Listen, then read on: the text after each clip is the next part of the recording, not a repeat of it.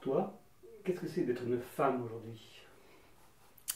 C'est c'est une belle chose d'être une femme, comme c'est une belle chose d'être un homme. Mais par rapport à avant, je pense qu'une femme n'avait pas la même liberté dans le fonctionnement, ne serait-ce que pour aller voter, ne serait-ce que dans l'émancipation.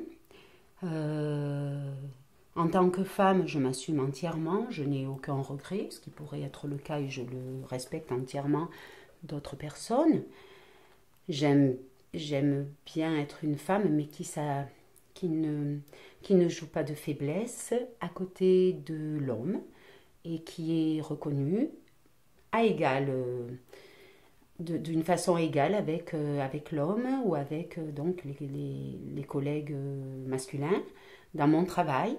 Euh,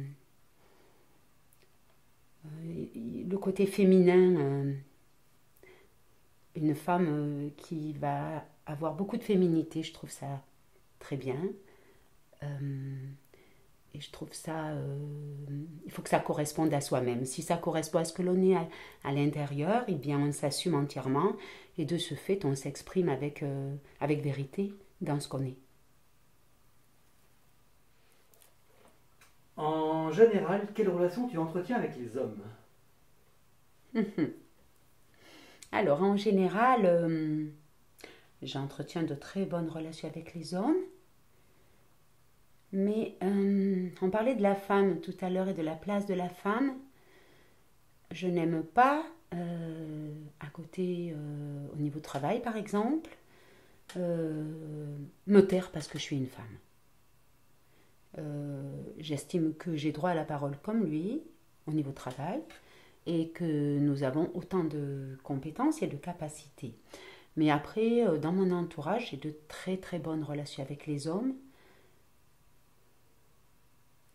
Après, je côtoie beaucoup d'enfants, beaucoup de femmes. Dans les cours de danse, en tout cas, j'ai beaucoup de femmes. Mais avec les hommes, j'ai de très très bonnes relations.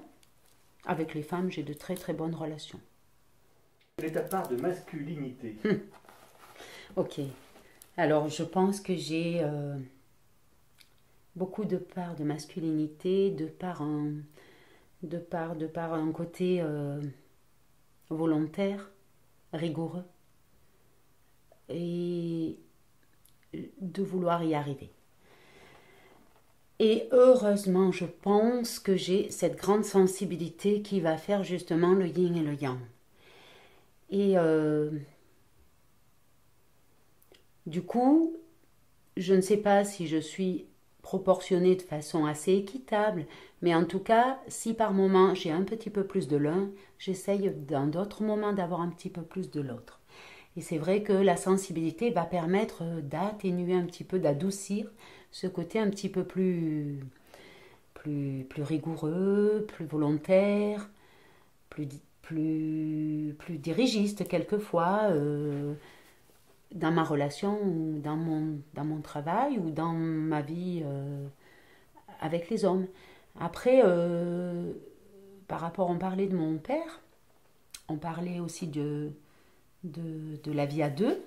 Moi, je me suis mariée très tard, donc il y a 10 ans, et je suis restée célibataire relativement longtemps, même si j'ai eu des aventures ou des histoires.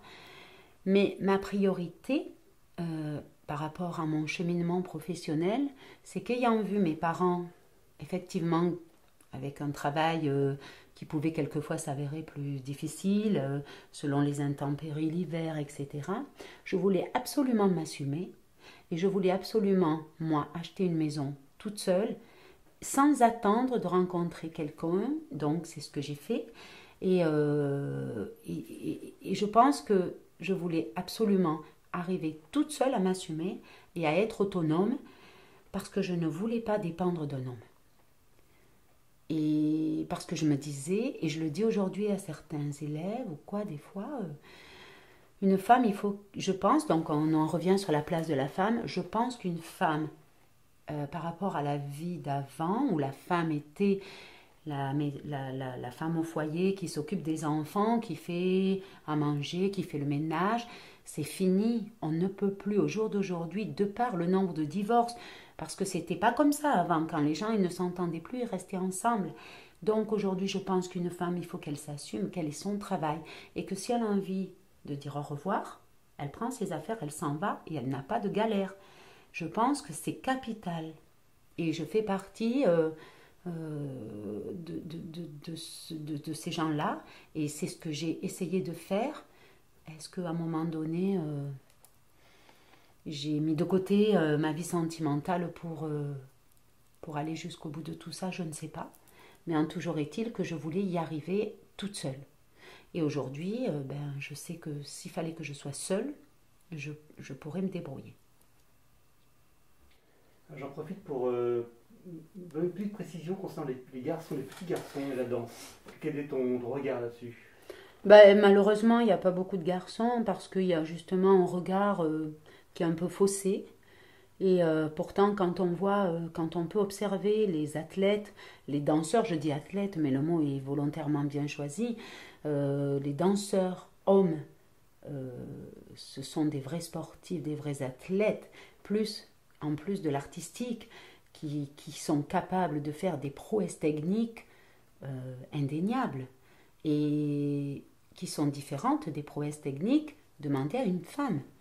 Donc, la place des petits garçons, malheureusement, elle n'est pas toujours favorisée parce que souvent, des fois les parents, des fois les enfants veulent orienter un petit garçon ou lui-même vers un sport qui semblerait entre guillemets plus masculin, ce qui est faux à mon sens, puisque quand on regarde les danseurs, par exemple les danseurs d'Elvin Allais, hommes, leur corps qui travaille sur des prouesses techniques monstrueuses, c'est loin d'être ni efféminé, ni facile, ni fragile.